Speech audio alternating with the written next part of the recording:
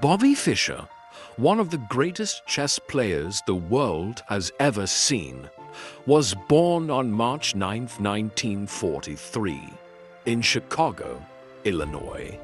By the age of 6, Bobby Fischer was introduced to chess.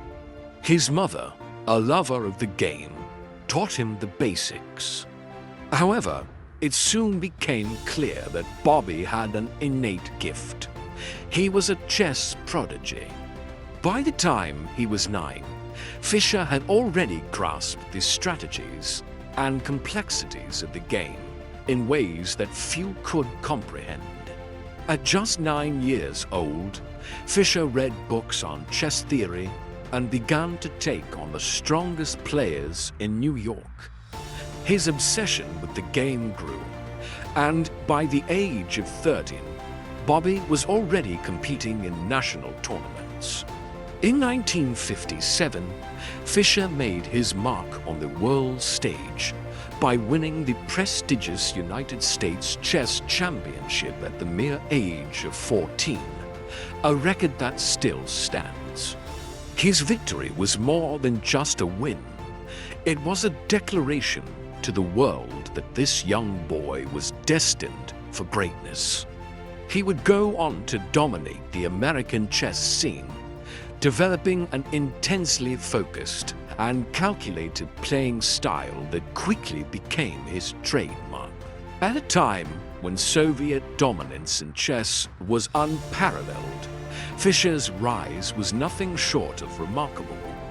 The Soviet Union had produced the world's finest chess players, with grandmasters like Mikhail Tal, Anatoly Karpov, and Boris Spassky dominating the global chess scene. Fischer was determined to break that monopole.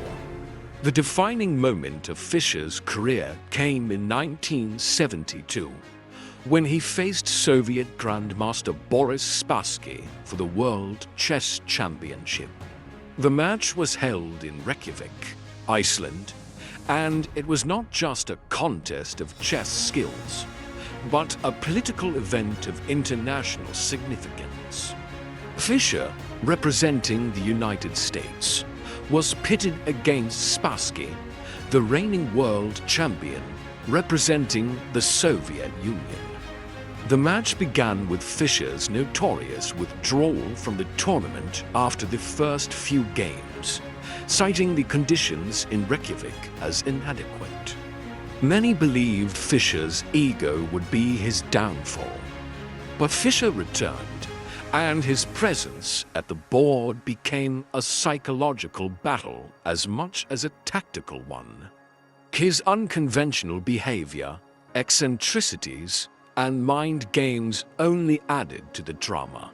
Fischer's temperament was volatile. At times, he would refuse to appear on the board, demand changes to the rules, or criticize the chess organizers. Yet, in the midst of his personal conflicts, his genius was undeniable. As the match progressed, Fischer won several games, exhibiting brilliance that left his opponents in awe. His strategies were fresh, his moves unexpected, and his understanding of the game was unparalleled. On September 1st, 1972, Bobby Fischer defeated Boris Spassky, securing the World Chess Championship title. He had achieved what many thought impossible. An American had toppled Soviet supremacy in chess. Fischer's victory was a triumph for the United States, a Cold War victory that transcended the chessboard. But the joy of victory was short-lived. Fischer's life after the 1972 World Championship was marked by a rapid decline into isolation. He withdrew from competitive chess entirely, unwilling to defend his title in 1975. The chess world was left in shock as Fischer refused to play under the conditions set by the World Chess Federation. He was effectively stripped of his title, and with that, his place in the limelight faded. Fischer's withdrawal from the game, combined with his increasingly eccentric behavior, led to his disappearance from the public eye. The former chess prodigy became a recluse, and rumors swirled about his mental health and the toll the game had taken on his psyche. He moved to various countries, including the Philippines and Japan, where his life became more erratic. In the late 1990s, Fischer re-emerged in the public eye when he played a highly controversial match against Boris Spassky in 1992, a rematch of their 1970 World Championship.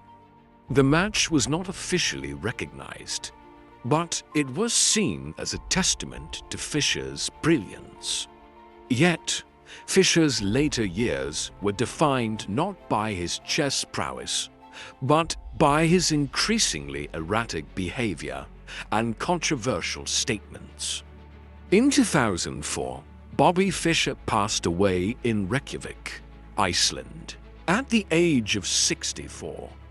His death was met with mixed reactions, a mixture of admiration for his unparalleled chess abilities and disdain for the divisive, controversial figure he had become. Fischer's life was one of contradictions.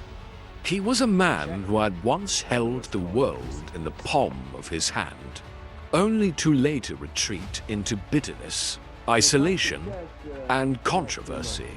Fischer's legacy as a chess genius endures. His contributions to the game of chess, particularly his innovations in opening theory and his unmatched psychological warfare, are studied by players to this day.